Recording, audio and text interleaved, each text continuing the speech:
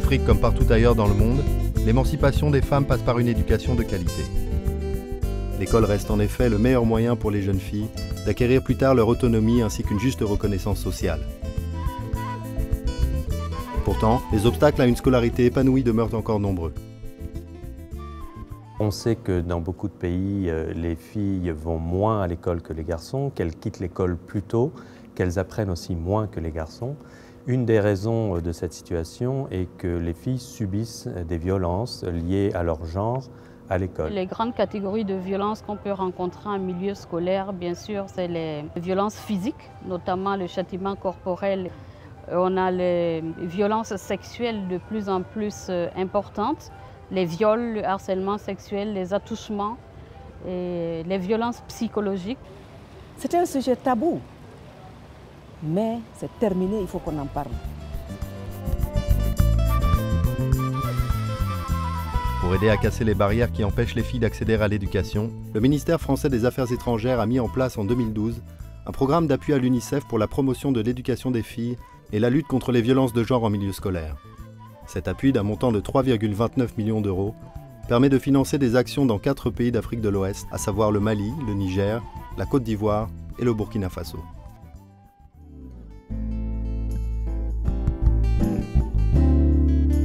Pays enclavé, soumis à un climat rude, le Burkina Faso compte parmi les pays les plus pauvres du monde.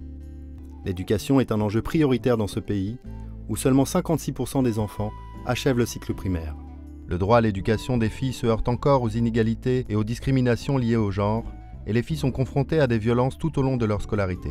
Seuls 52% d'entre elles terminent le cycle primaire, et elles ne représentent que 22% des élèves du secondaire. Au Burkina Faso, les jeunes filles sont confrontées aux grossesses non désirées, par exemple au milieu scolaire.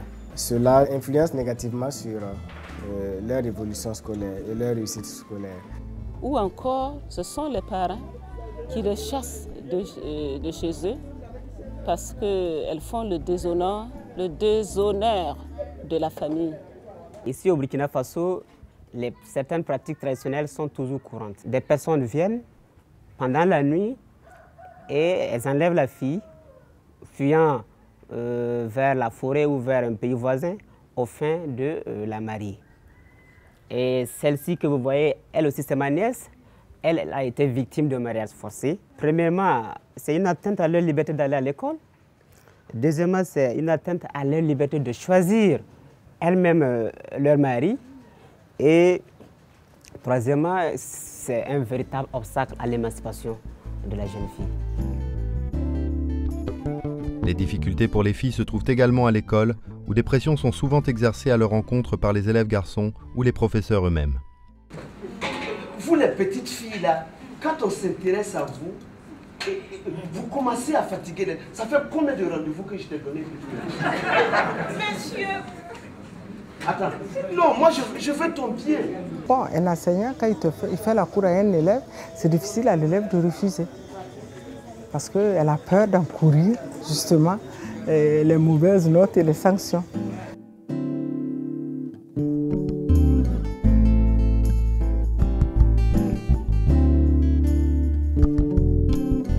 Avec les fonds reçus du ministère des Affaires étrangères français, nous avons pu mettre en place des clubs scolaires. Et à travers ces clubs, nous avons pu faire des sensibilisations. Avec l'appui de l'UNICEF, 16 établissements scolaires ont pu mettre en place des clubs d'éveil encadrés par des marraines issues de la communauté.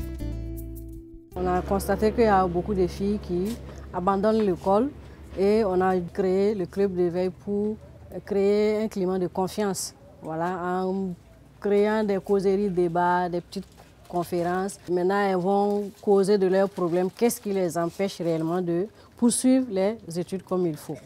On a aussi des activités qui nous permettent de générer un peu de revenus qui peuvent toujours servir à aider les filles qui sont issues de milieux défavorisés.